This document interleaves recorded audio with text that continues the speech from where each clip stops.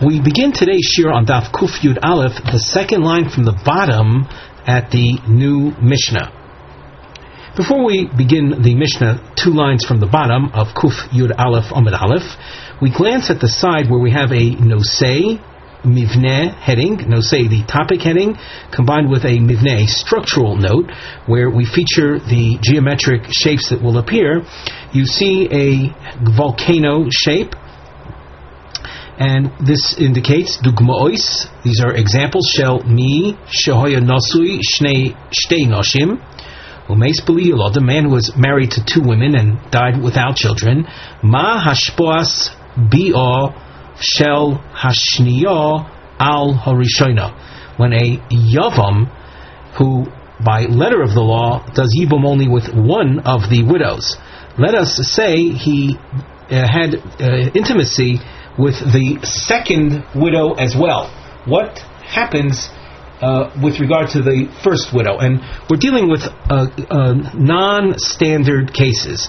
In a standard situation of a regular marriage where the man died leaving 2 regular kinds of women, so the first the intimacy with the first woman is a full-fledged marriage with her, and the second woman is simply a lav of not to build 2 houses.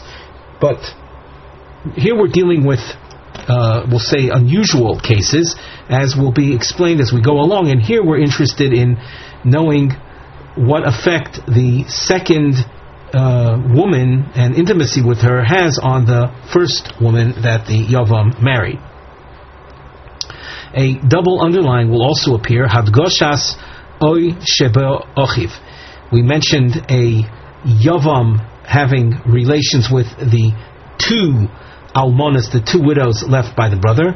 Another scenario that will be featured by the Mishnah is a situation where the deceased left 2 brothers, and we'll say Reuven died leaving Shimon and Levi.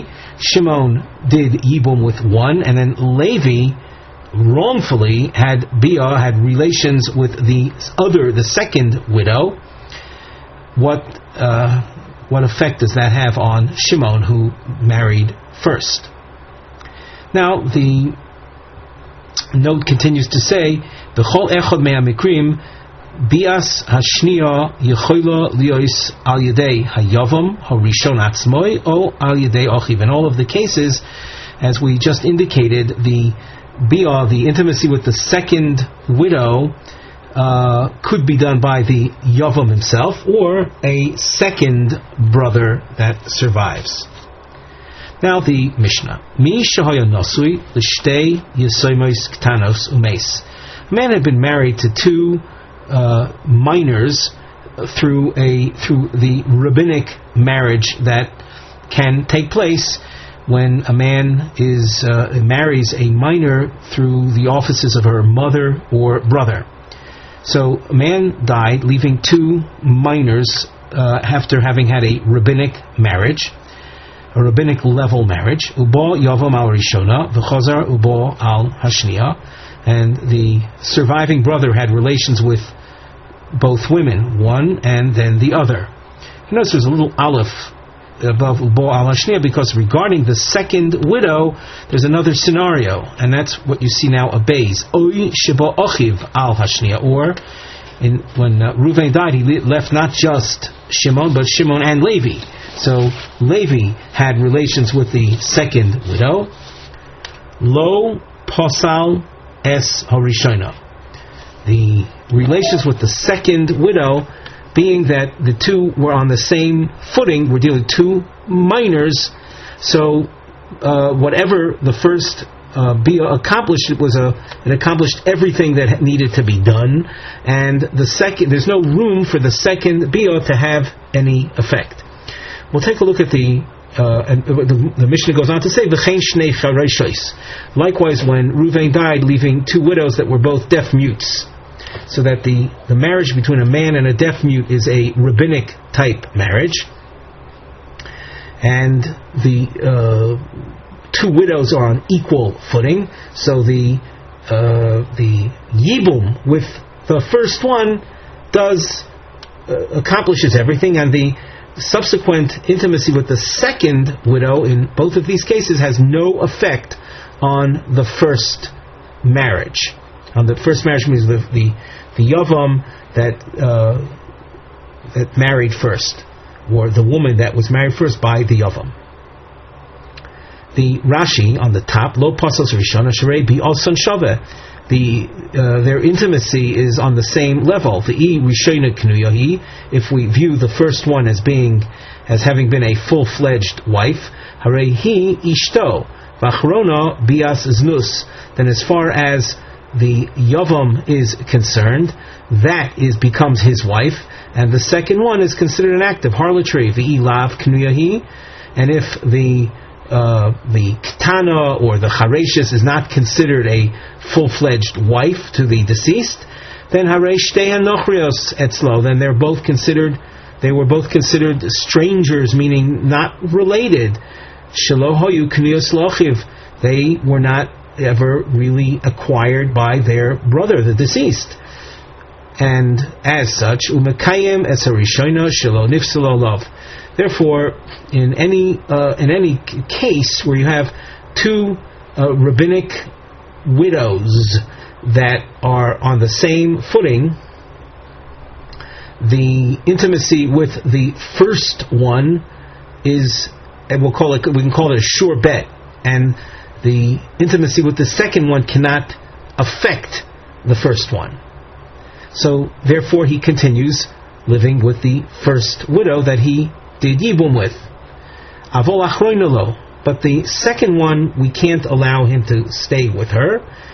Dilmo knios havu, they may have been fully married, both of them fully married to the first husband.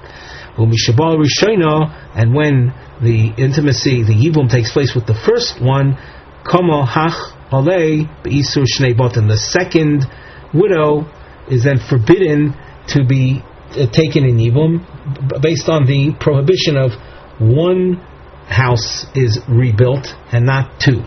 That's, of course, a literal translation, but the yibum is an act of maintaining or rebuilding the house of the deceased. These are all concepts we're not going to elaborate them on. Again, we've dealt with them numerous times throughout the Masechta. Let's continue with the next case. Tano v'chareshes.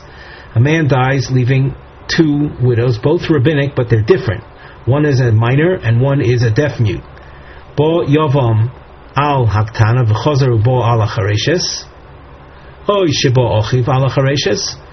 The second woman to have been taken in this particular case is the deaf mute. So the first one that was taken was a ktana, was the minor.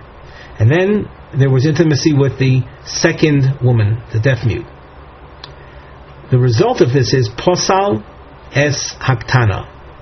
And we add that there is an element there's a gzeira here, there's a rabbinic ruling as to why that happens. We take a look at Rashi, posal es haktana, mishum gzeira. We're saying that in this particular case, regarding this order specifically, so what is this gezeira? Rashi continues, Dilma kodim uboil chareshes bereisha. What we're afraid of is that the yavam might be miyabeim, might marry the chareshes first. Gemara, as the Gemara points out.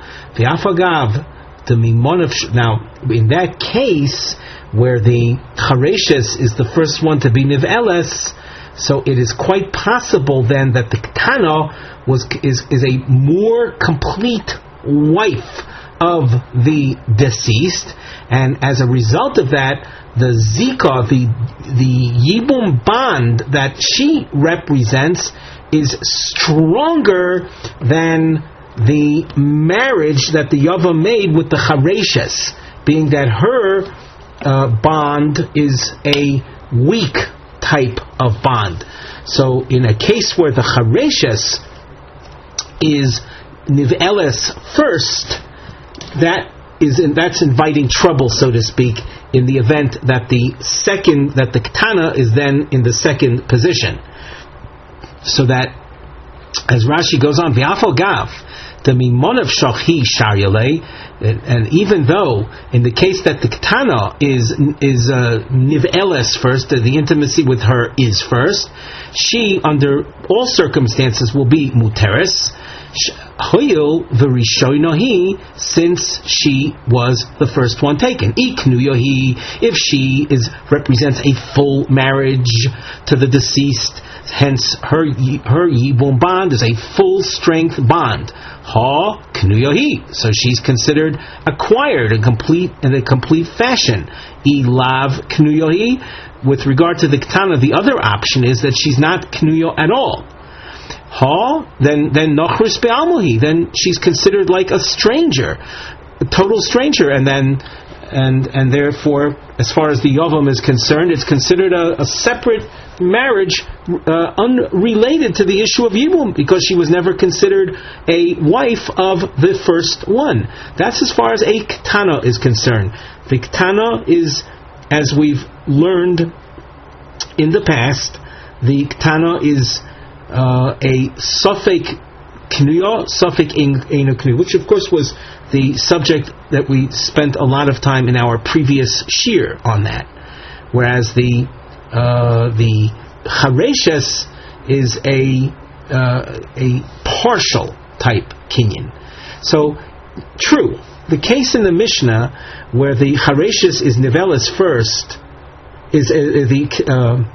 where the Ketana is nivelis first and then the Chareshes, technically speaking, the subsequent bia with the Chareshes should have no effect on his marriage with the Ketana, but we are anticipatory of the order being reversed, in which case the Ketana being in the second position would ruin the marriage with the Chareshes that had taken place first. We continue in the Mishnah. We're on the fourth line from the top. Ba yavam al hachareshes v'chazar ubo al ketana. Here is that reverse case where the first one to be taken was the chareshes. The first one to be taken in Yibum was the chareshes, and then the minor. Oy shebo ochiv al haktana, or the second brother. We said Levi he then did Yibum with the ketana. Posal es hachareshes. That will ruin the Yibum that had been done with the Chareshes, because of what we said before, that maybe the Ketana marriage to the deceased was a full-fledged marriage. Pichis v'Chareshes. A man dies leaving two wives. One is normal and the other is a deaf mute. Ba yavam ala pichis v'chazar uba ala Chareshes. If he had intimacy first with the Piklis, which was a full-fledged wife, and then the Chareshes, lo pasal es ha-Piklis, that would have no effect on the Piklis, which was the first marriage. Ba yavam al ha-Chareshes, chazar ba al ha-Piklis. However, if the order is reversed, where the first widow to be taken was the Chareshes, and then there were relations with the Piklis, or the brother, he had relations with the Piklis after the first surviving brother married the Chareshes. Posal es ha-Chareshes. That will adversely affect, that will ruin the marriage with the Chareshes. Gedola Uktana, man died leaving an adult wife and a minor. If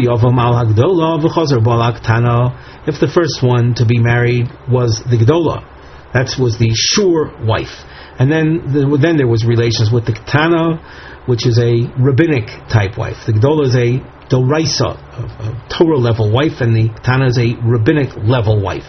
Or the second surviving brother, he had relations with the Ketana after the first surviving brother had married the Gedola. Lo pasal es Gedola. Ketana does not have sufficient power to undo or to ruin the marriage with the Gedola. However, if you switch things around, ba yavam ala Ketana v'chazar ba ala Gedola, o sheba ochiv ala Gedola, pasal es Ketana. where the Gedola is in the second position, that will ruin the marriage that had taken place with the Ktana. Rabbi Ozer Omer, Melamdim es Ktana shetemoyin bo. We look at the Rashi. Rabbi Ozer Hochi Garsina b'Masnisen. The name that we have here is Rabbi Ozer as opposed to Rabbi Eliezer. Uva Kamaisa in the previous Mishnah, Rabbi Eliezer Goras. Hochi Amoran Perakama Denida. The name difference is important to note, just to keep matters straight, that in this Mishnah it's Rabbi Ozer that is featured, and in the previous Mishnah it was Rabbi Eliezer that was featured. So that Rabbi Ozer says that in a case where there was a yibum with the katana and then yibum with the gdola, when you have a katana, we advise that for miyun to take place. That what is miyun? Where she walks out of the marriage and basically uproots the marriage from the very outset. That it's as if it's tantamount to saying that she was never married. The Gemara. Omar, before we continue in the Gemara, though, we should glance at the side. The topic that the Gemara deals with here is Tzrichusa Livsok B'Shnei Mishnayos Kamo Hadeus Shesoivrim D'Yesh L'Lamei L'Tanas B'Mikra Mesuyamim Shel Yibum Sheyesh L'Mayin.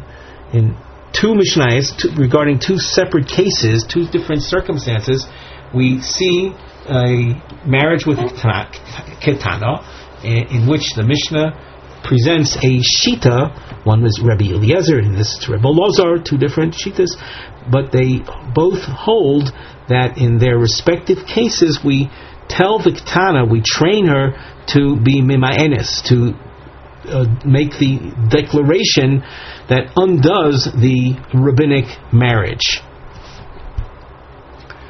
So the Gemara, Amar of Yehuda, Amar Shmuel Halacha K'Rebbi Elazar.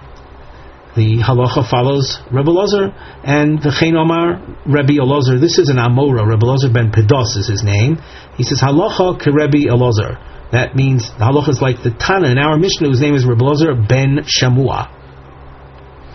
So we have a ruling here like Rebbe Ozer that we are malamdin esek Tana l'mayin, and we had in a previous Mishnah a ruling like Rabbi Eliezer that said the same thing in a different case, that we train the Tana to be Mima'enes. Now, before we go further, let's just remind ourselves of what that case was. So we have a little diagram on the side.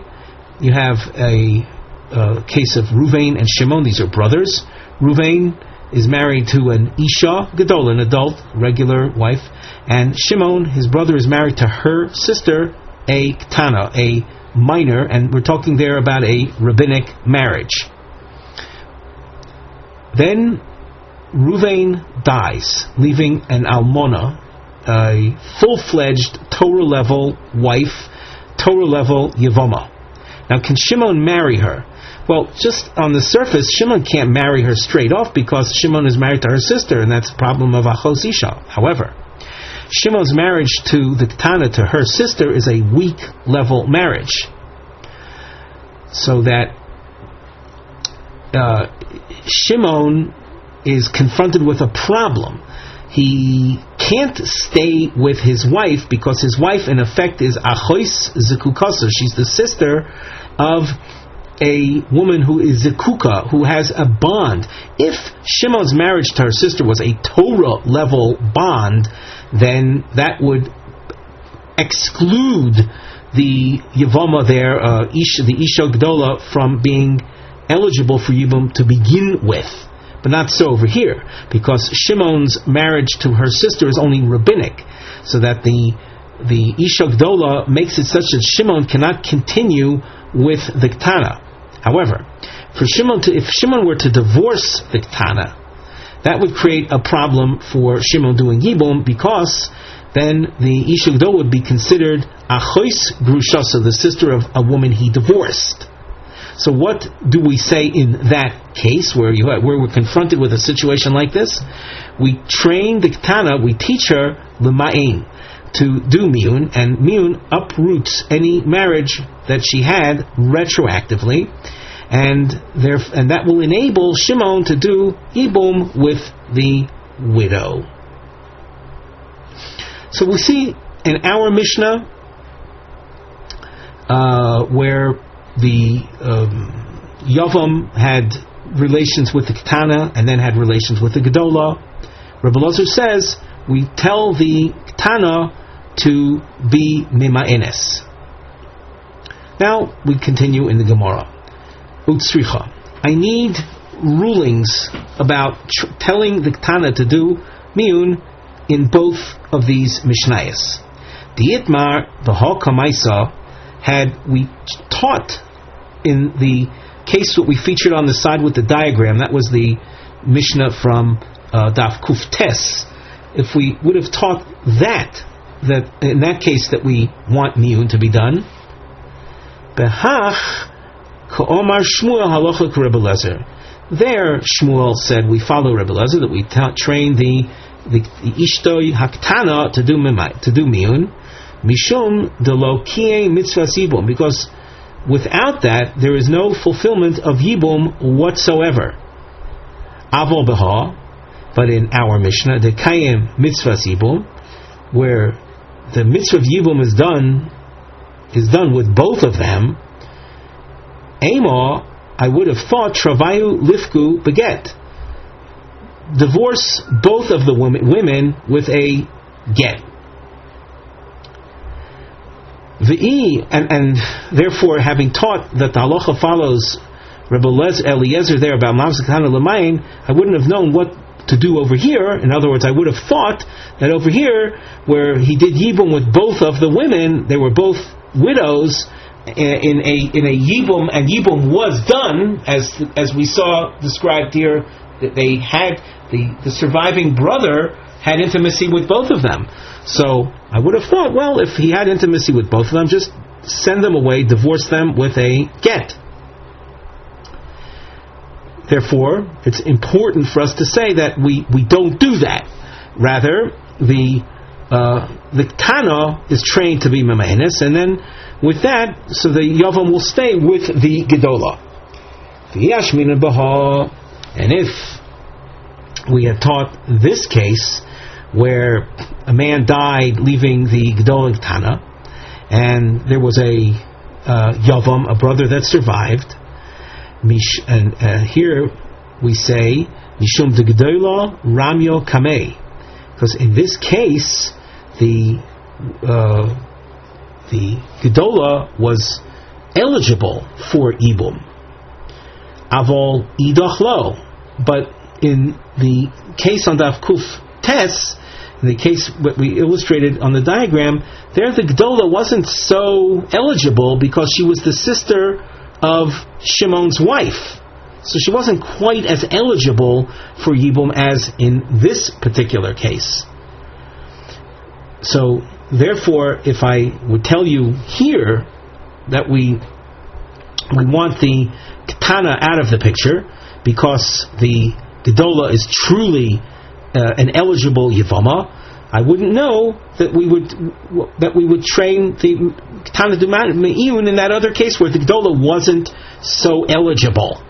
Sricha. Therefore, we have to tell you in that case as well that we train the Ketana to do miyun, to leave the marriage through miyun.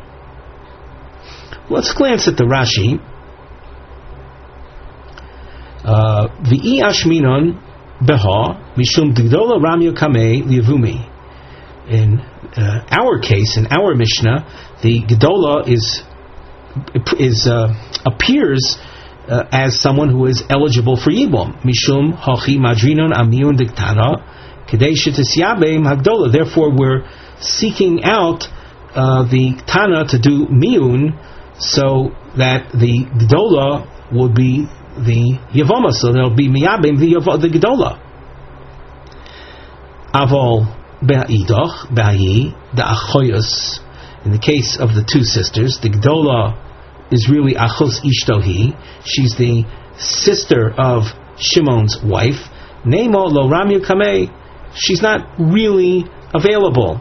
For yibum v'lo yilamdu ketana l'mayin v'shiv v'ashidolo. Maybe we wouldn't train the ketana to walk away from Shimon so as to enable him to do yibum with the gdola. Tzricha, therefore, we have to tell you not so, but we do train her to do mi'un. And now the next Mishnah, Yavam Koton Shebo al Yevama Ketana, a boy who has survived his brother, but this surviving brother, the Yavam, is a minor, and he has intimacy with a Yevama Ketana, with the widow who is also a minor. Yigdilu ze im ze, they stay together until they become adults. Rashi points out that if this Koton wants to divorce her, he can't do so until he becomes an adult, because a get, a divorce document given by a Koton, it doesn't count, has no validity. Bo al Yevama Gedola Tigadlenu. If the Koton has intimacy with the Yevama Gedola, with an adult widow over 12 years old, then she raises him. Hayavama she'amra b'soich shloishim yom. A Yevama that says within 30 days of her having been married by the Yavam, lo nivalti, she claims that she has not been party to intimacy. Koifen oisoi shiach lo itzla. We force him to do chalitza with her. Of course, chalitza is a reality, or is an option only if he had not done bia with her. So we're saying here that within 30 days, it's quite possible that the man restrained himself from intimacy and did not have intimacy with her.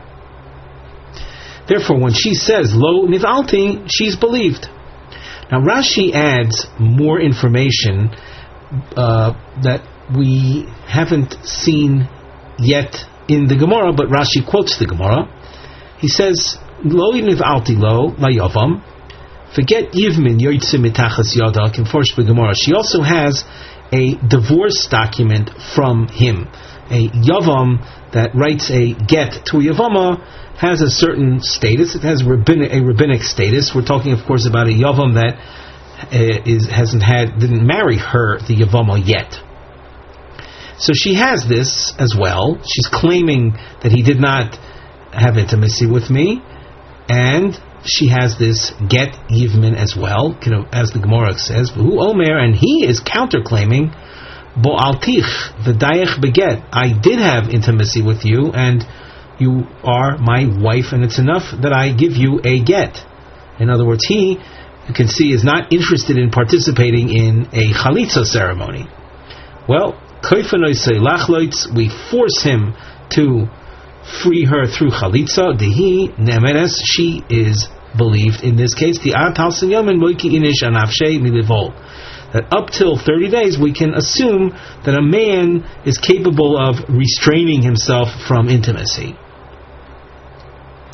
The Mishnah goes on, li'achar shloishim yoim. If this story takes place where she claims she wasn't party to intimacy with the Yavam, and she's saying this 30 days after he married her, mevakshin heimenu shiach lo tzla. We ask him to do chalitza. We don't force him. She's not really believed that he withheld himself for 30 days, for more than 30 days. So as far as we're concerned, it's very likely that he did marry her, and that chalitza becomes a thing of the past. It's something that would have no relevance. If we take a look at Rashi, Lachar Shloshim Yoim Omra Loi Nevalti Vuomer Baltich, and he is saying, yes, I did have intimacy. Hu Ne'amon, he is believed. Although Moki Minish Anavshi Miluval, person wouldn't be able to restrain himself so long from intimacy. Umihu, however, Ihi Lo Mishtario, she is not freed.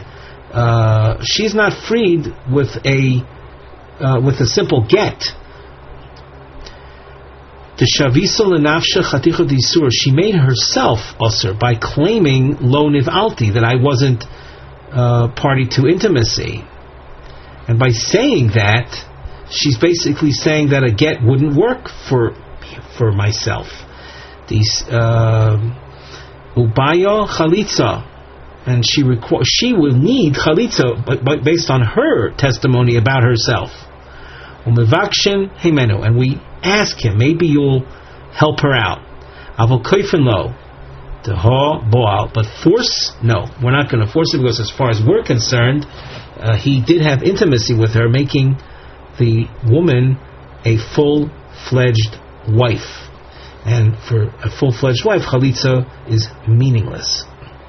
But as Rashi pointed out, but since from her claim she's saying in effect, I really need Chalitza because he didn't have intimacy with me yet, so we beg of him, we seek of him, maybe he will cooperate and do Chalitza with her. Ubizman shehu, the Mishnah goes on, Ubizman shehu moideh, where he admits, I did not have relations. She's saying he didn't have relations with me, and he's saying, you're right, I didn't. Then afilu lachar shnei mosar chodesh koifen oisoi shiach letzlo. If they're both saying that there was no intimacy, then we will force him to do chalitz, even if it's after a year. Hanoideres hano miyavoma. Woman had she's the Yevama, and she forswear benefiting the Yavam. I'll read that again. She through a vow, she restricts any pleasure that she would provide to the Yavam. B'chaye baila, if this neder took place when she was still married to the original husband. Kaifen oisoi shiachloitz lo. When the husband dies, so we force him, the Yavam, to provide chalitza. Now we take a look at the Rashi. B'chaye baila. She had taken this vow when her original husband was still alive. V'lo niskavna liftor atzmo heimenu lachar misas baila. She didn't have in mind that she wanted to be freed of yibum after her husband would die. Elo shahoya lahem kas zeimzeh. Rather, there was some kind of anger that had broken out between the two of them. So since her intent in that case was not a premeditated attempt on her part to get around doing yibum.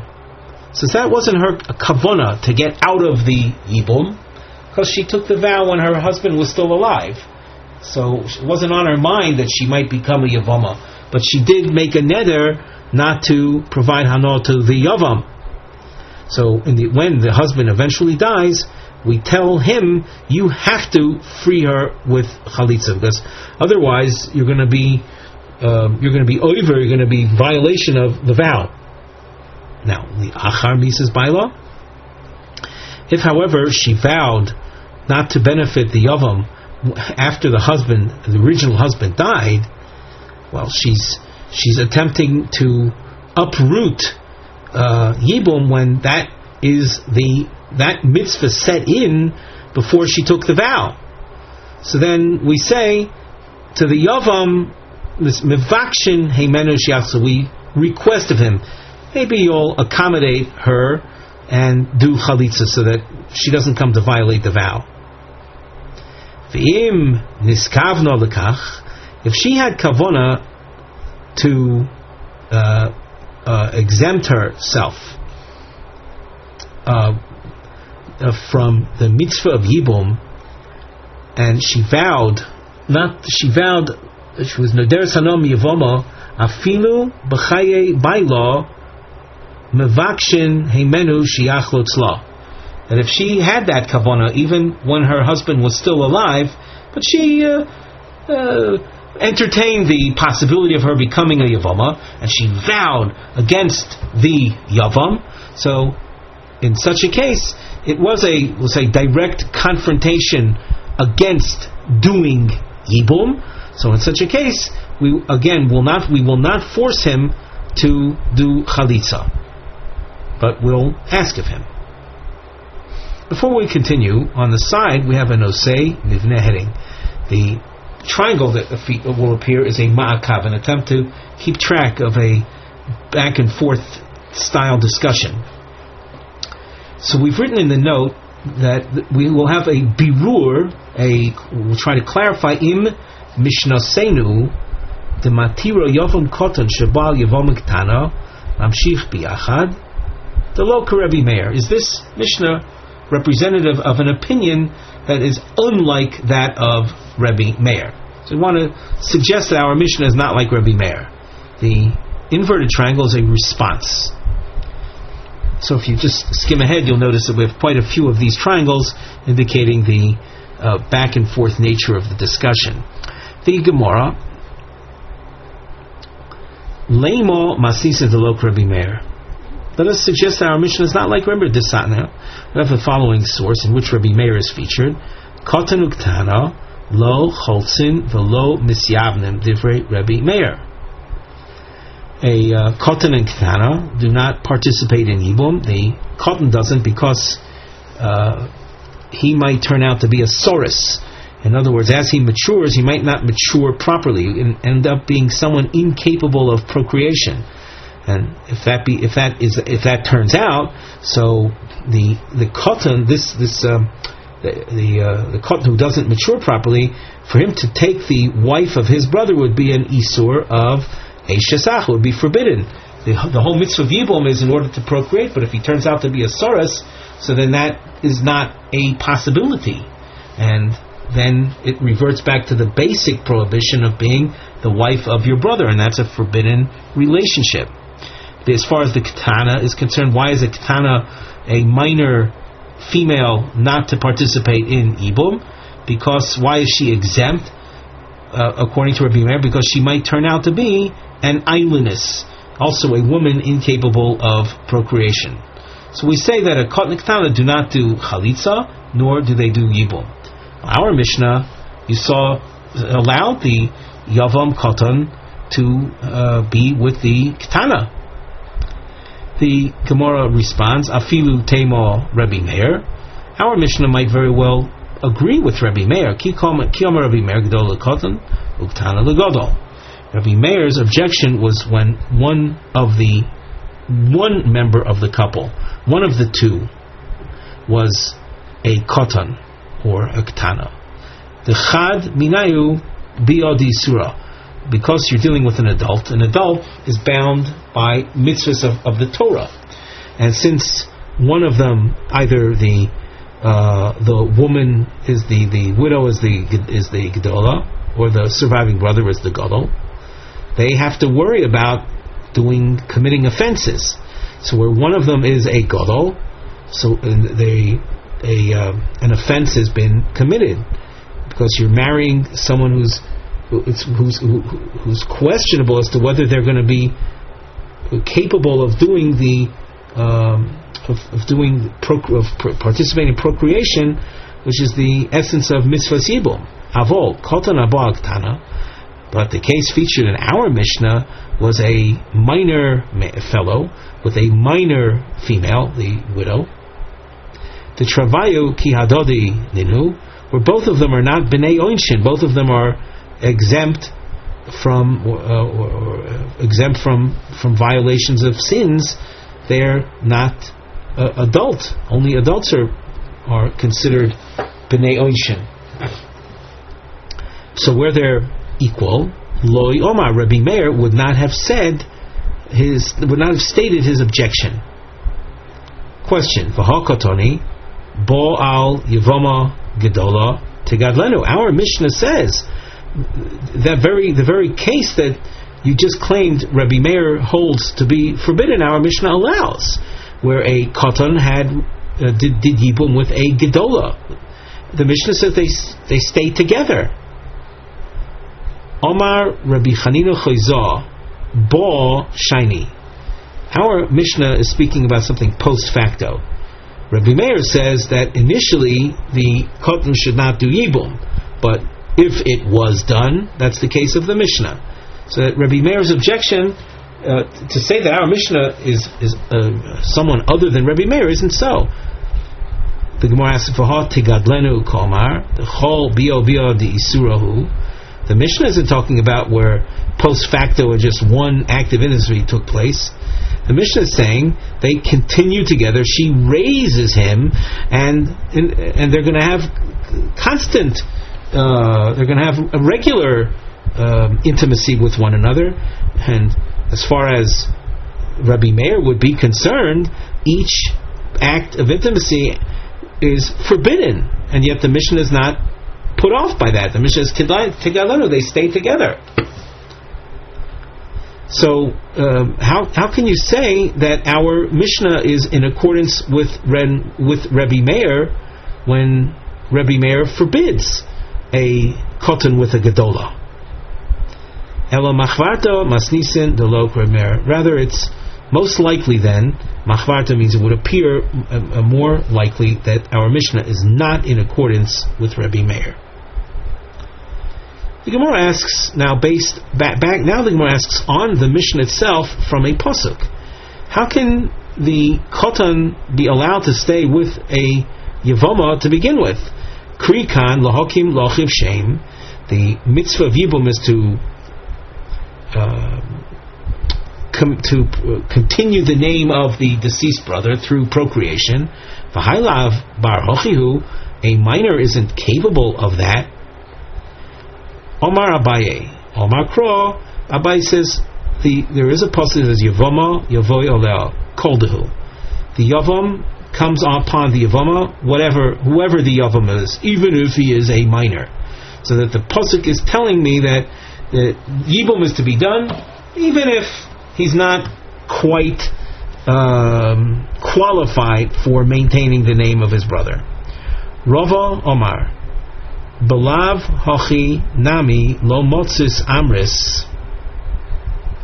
Without this Gzeres HaKosov, you still cannot say that the koton is not to do the Yibum. Mi'iko midi, could there be anything, the hashto asirole, that right now you would claim that the koton is forbidden? Well, the bosser shaita sharia, and after a while, after it becomes a gadol, then it would be mutter.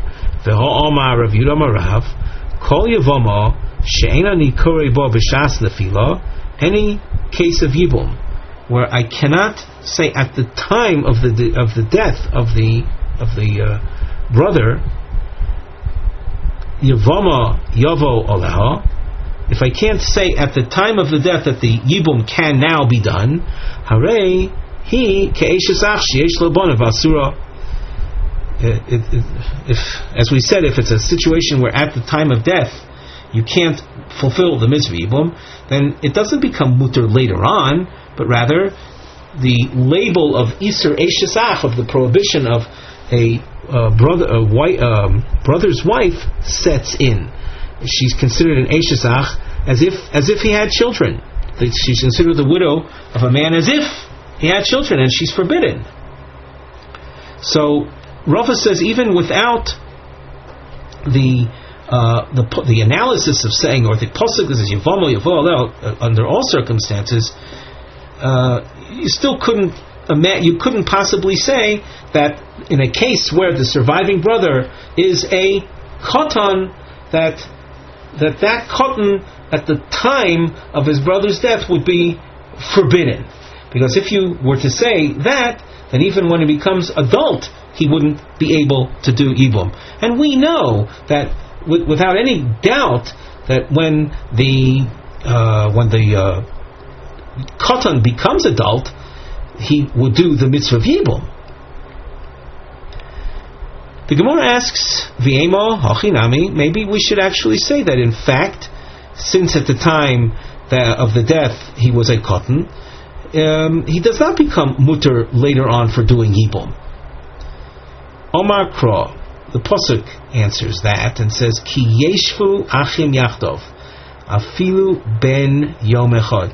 The Pasuk of Ki yeshvu achim yachtov is a Pasuk that appears at the beginning of the Parsha of Yibum, and it describes two brothers that lived in the world simultaneously.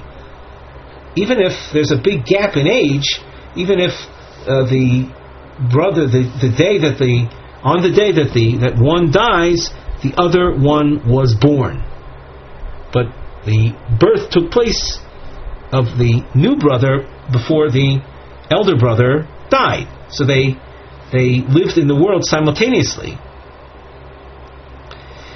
And that is enough to qualify someone for Yibum. And as such, the suggestion that since at the time of the brother's death the surviving brother wasn't capable of procreation, that is, we'll say, overruled by this particular Gzeres HaKosav, even that says that Yibum is to be done by a brother that happened to coexist in the world with the deceased, even if it's for a day. Yevamos she'amra b'soich shloshim yom v'chulei. The topic heading that we have on the side reads as follows: Ne'emonus yavom v'yavoma loymar nivalti o lo nivalti. The believability of the Yavam or the Yevama to say that we had intimacy or we didn't have intimacy, B'sorch Shloshim Yom or Liachar Shloshim Yom, within 30 days, after 30 days. These are all the variables that we have to take a look at. The Gemara continues. Man Tana da'atalsin yoimin moikim inish anafshe. Who is the Tana that says that the 30 day is the cutoff point, that with up till 30 days a man can withhold himself, can restrain himself from intimacy, even though he's living together in the same house with the Yevama. We can believe the claim that there was no biyah up till 30 days. So which Tana holds that? We have a number here. Number one, this is Rabbi Yochanan, and later, 2 lines later, you see Rabba. It's a second approach. So, Amar Rabbi Yochanan, Rebbe Meir he. This idea is in accordance with Rabbi Meir Desanya. Tainas Besulim, Kol Shloishim Yoim, Divrei Rebbe Meir. The term Tainas Besulim represents the sugya, the topic discussed at great length in Maseches Ksubis, concerning a man that thought that the wife that he was marrying was a virgin, and he then claims at the time of his initial intimacy, he claims that he felt that she's not a virgin, and that he is putting a claim in, and since that's the case, that she's not what I thought she was, she should lose the ksuba to which she otherwise would be entitled. A virgin is entitled to what we say is 200 zuz. That's the amount of money, the basic amount of money guaranteed to a basula. And in the case featured here, the man is claiming that she's not a basula, so that she doesn't deserve that ksuba. What does Rebbe Meir say? That a man can place such a claim up till 30 days. What that in effect means is that within 30 days, at any given day of those 30 days, he can say, I just had relations with her, and I felt that she was not a virgin. So if we look in Rashi, he says this very briefly. Kol shloshim yom diyochol litoin lo bo'alti arata. I haven't had relations with her till now. It's not that I had relations earlier with her and I'm claiming that she's not a virgin, but I didn't have relations with her till now. And this claim of his can be made throughout the first 30 days of their marriage. Rabbi Yossi Omer Nistera La'alter. If the couple went into private, then from then it's only that moment. In other words, immediately, if he makes the claim that I didn't find her to be a basula, that we would listen to his claim. And as we said, we would listen to his claim only if he makes it immediately.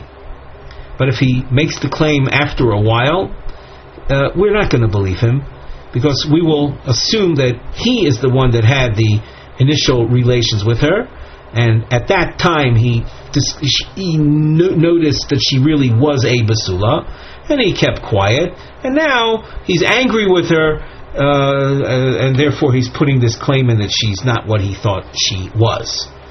So that's as far as Rabbi Yossi is concerned, that if they were in private, nistera, that means they were in private, we assume that he would have relations right then and there, and only if he makes the claim that she's not a basula, if he makes that claim immediately, then we'll give him a hearing. But afterwards, if time lapses, we're not going to listen to him. Lo nistera, if this couple did not go into private for a while, afla achar kama shonim, if they were never in private, even if it's several years later, and then one day they go into private, we will listen to his claim. Rabba Omar Afilu Temo Rabbi Yossi. Our Mishnah that Rabbi Yochanan claimed was according to Rabbi Meir, that within 30 days a person can withhold himself. Rabba comes and says our Mishnah can be in accordance with Rabbi Yossi as well. Ad kan lo ka'omar Rabbi Yossi hasam. Rabbi Yossi said that a person doesn't restrain himself. In other words, when they're in private, the first time they're in private, then we will assume he will have intimacy with her. So that there's no such thing, so to speak, of a couple where the man would withhold himself for any length of time more than a very short amount of time. Rabbi Yossi said that idea that a person doesn't withhold himself hasam there. In that case, ela ba'arusoso. It's a case of a newly-wed couple. Degis ba, he has great affection and desire for her. So a person who has great affection and desire for her, he's not going to withhold himself for 30 days. Avol, Eishesachiv, but our topic, which deals with a man not marrying some new or stranger to him, but it's his brother's wife. So here you have another element, another psychological element. Mivzaz, the Gemara continues here at the top of Kuf Yud Beis Amav. Mivzav's bozes mina. He's embarrassed. It's his. He's expected to have intimacy with whom? With his sister-in-law. That's embarrassing for him. So in a case like that, he might very well withhold himself for 30 days, and if the woman claims, if the widow claims, in other words, the sister-in-law claims, up till 30 days he didn't have relations with me, we could very well believe that, even according to Rabbi Yossi. So that the claim that our Mishnah, with its 30-day time frame, is only according to Rabbi Meir, Rabba says not so. Our Mishnah can be in accordance with Rabbi Yossi as well. The Gemara asks, Ad shekaifen oisoi lachloitz nichpenu liabeim. Now our Mishnah, we saw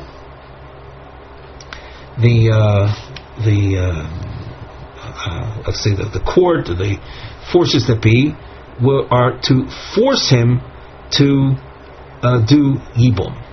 We saw in the Mishnah where a Yevamos said, within 30 days of the Yavam having taken her in, if she says within 30 days, I have not had intimacy, we force him to do chalitza. So our Gemara is asking, instead of forcing chalitza, why not force him to have intimacy with her? Omar Rav, b'shegita yoytze mitachas yoda. We can't force him to do intimacy because she's also presenting a divorce document, a get yivmin. And once a divorce document is given from a yavam to yavama, so even though it's not a real divorce, but nevertheless it prevents, on a rabbinic level, it creates an isur, as we've learned earlier in the Masechta, of going ahead with yibum. So since she has this get, we can't force him to do yibum. The Gemara asks, and we have a long question. Yevama sh'amra b'soich shloshim yom lo nivalti. She says within 30 days, I haven't had intimacy. Bein shu omer bo'alti, bein shu omer lo nivalti, lo bo'alti. Regardless of what his claim is, he claims he did have intimacy, or he agrees with her. Kaifen oisei shi'achlot lo. She has believability, and we therefore will force him to do chalitza, to free her. Li'achar shloshim yom mevakshin heimenu shi'achlot lo.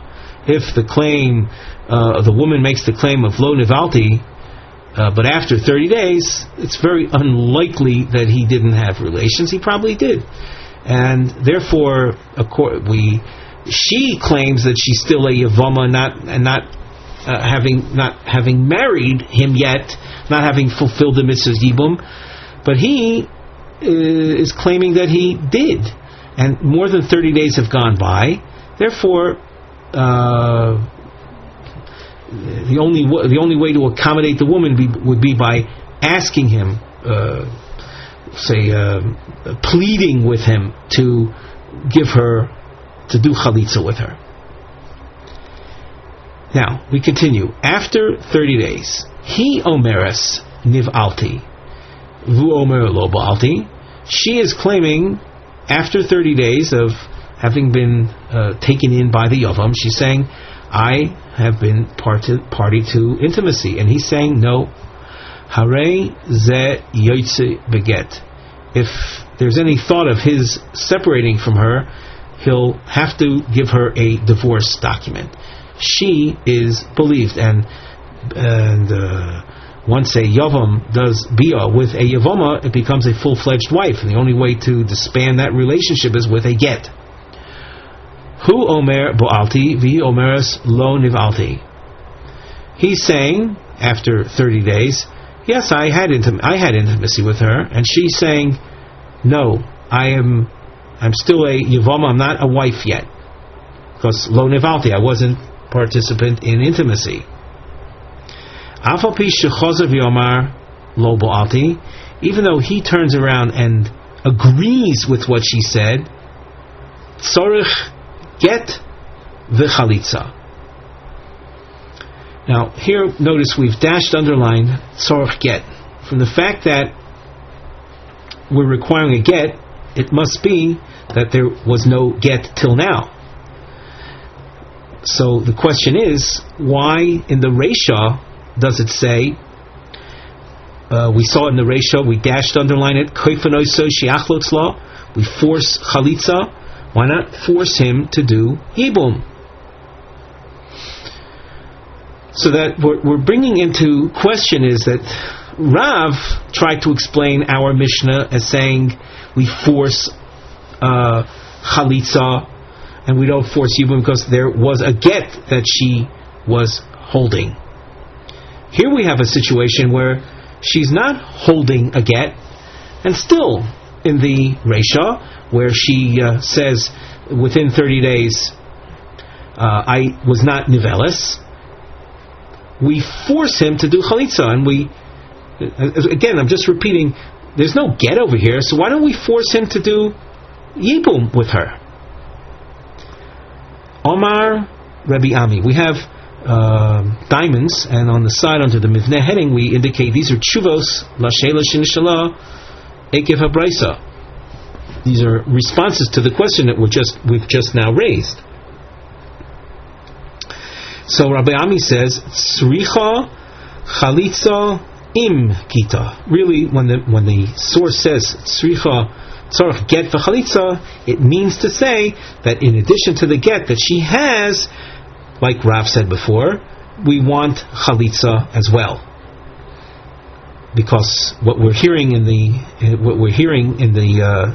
seifa is the claim of lo bo'alti. Let us take a look at Rashi on this. In the upper part of the narrow lines, Omar Rabbi Ami le'olam b'shegita biyada. As we saw earlier, the reason that it says kofen oisu she'achlo tzla and not kofen oisu li'abem is because she has a get. V'hachi ka'omar, and thusly the source is saying tzricha chalitza im gita. She needs chalitza together with the get. Now there was an expression in the at the end of the source that said afal pi shechazav yomar lo ba'alti. That expression v'afal pi Dekotani a mevakshim koi. It's going on the phrase where it says we request of him. The term mevakshim, you can see in the source, was in the frame section. It was the fifth line, first word on the line of the frame section. V'hachi ka'omar afal pi shechazar v'yomar lo bo'alti. Even though he turns around and says, I didn't have relations with her, Di'ika lemeimar koifen hoyol moida, there was room to suggest, oh, you're agreeing that lo ba'alti, so then we should force the chalitza. Afilu hachi ein koifen, even so we do not force elotzricha chalitza, but rather chalitza is required. V'i lo boy lemechlatz lo kaifinon. If he doesn't want to participate in chalitza, we don't force him. The samchinon adiburei kamo. We rely in this respect on his first comment, which was, I did have intimacy. And why? Why does that carry weight? Hayol le'achar shloshim yomhu. It's because 30 days have already gone by. So we continue in the Gemara. Rav Ashi Omar Hasam. Now, let's point out, based on Rashi, that we do require, you'll see, and when we look at the Rashi, we require another get besides the first get. So first we read the Gemara. Rav Ashi Omar Hasam get lezikaso. When Rav said his din b'shegita yotze mitachas yoda, that was a get that was written against the yibum bond. That's called a get lezikaso, and therefore, once there's a get that counters the yibum bond, therefore we don't force him to do yibum. Hacha. In this brisa, get lebiaso. The statement of tzorach get is as follows: since he said bo'alti, even though he changes his mind, we take that into consideration that there was bia, and then she becomes a full-fledged wife to him, and in order to disband a relationship like that, you need a get, a standard get, to break apart a husband and wife. So now we take a look at Rashi. Rav Ashi Omar li'olam tzricha get acher levad get harishon. This Tanaic source that said tzorach get, that doesn't prove that the case of koifen shiachlots is a case where there was no get. There was a get. There was a get against the zika, like Rav said earlier. But the source that says tzorich get, that's a reference to a second get, besides the first one. The hasam get lezikaso v'nifsolov. That was a get that was what was written by the yavam to yavama before they cohabited. And that's a get that undoes, that's written against the bond, the yibum bond, v'nifsola olav, and that renders her unfit to him. Lefikach lo nachpinon liyabeim. Therefore, we're not going to force them to do yibum. V'kevon diamar boalti. And since he is claiming that I had intimacy with her, Sricha get lebioso, Diesh bia achara get. Here, once again, these are topics we've seen much earlier in the Masechta.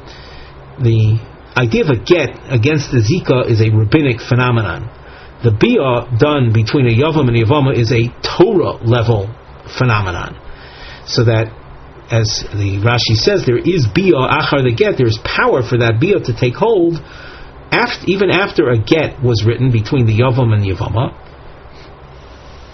And that's what the source is telling us at the end. Sorach get is the second get. V'hashto mistabro afalpi dekotani. And then the afalpi that appears in this source is now understandable. V'hochi komar, and thusly it is saying, Afalpi shechozar v'yomar lo bo'alti, even though he turns around and says, I didn't have relations with her. V'ika lemeimar lo tiboy get ela chalitza, and there's room to think that all that's needed now is just chalitza. Filu hachi, even so, bayo get, we do require a get. And again, that get is in order to break up the full-fledged husband-wife relationship. After all, he did say initially boalti. We continue in the Gemara. Hano shnehem moidim. There was a case of two, the Yavam and Yavama, that were agreeing that there was no bia, but initially he had said there was bia. That's the case. It's in short term here. It's in a short text over here, but it's the case we were discussing before. So there were a couple that were moideh, that there was no bia, but he originally said boati. The osu lekamei de Rava. Omar lehu Rava. They came in front of Rava, and Rava said to them, Chalotzu la v'shoru la tigra. I want chalitza to be done, and that will settle the problem. Tigra literally is an argument, a conflict. Omar le Rav Shravya the Rava. V'atanya tzricha get v'chalitza. According to what you just said, is that chalitza is enough. And it would seem that Rava's looking at the fact that they're both agreeing that there was no bia. If there was no bia, so then chalitza would be enough. But we have learned in our brisa, we learned just above that a get is also required. Amalei, so Rava answered, Tanya. If you have a Tanaic source that says that, then that's the way it goes. That you have to have a get also. Bor Minei, this is a name, Hoin, Bray the Rav Nachman. Rav Nachman, a son that was named Hon. And so he asked me, the Rav Nachman, he asked of his father, Tsorosa Mahu. What is the din of the co-wife? Now we're talking about a case of a Yavam. Let's say you have again Ruvain and Shimon. Ruvain happened to have two wives that were left widows upon Ruvain's death. Shimon took in one of those wives. He did Yibum, he took her in to his house. He took one of them. At that point, the tzara, the co-wife, is free to marry someone else. But the woman, the Yevama that Shimon took in, she said, Lo nivalti. Now, if she says Lo nivalti, basically she's saying that the mitzvah of Yibum hasn't been done yet. does that prohibit the tzora, the co-wife, who in the meantime may have gone to marry some other man? But with the claim of the Yevama, the one that was chosen for Yibum, claiming that lo nivalti, so the mitzvah of Yibum wasn't done, and the tzora, the co-wife, then is still bound to the Yavam. So what effect does the claim of lo nivalti have on the tzora? Omar lei. So Rav Nachman answers his son, V'chi mipnei shanu kaifen u'mevakshin te'aser tzora. Just because we take with some degree of seriousness the claims, and as a result, within 30 days we did kaifen, we forced chalitza. After 30 days we request the chalitza. But all of this is based on the woman's claim. That's not strong enough. That's not a strong enough consideration to aser, to create prohibition with regard to the tzora.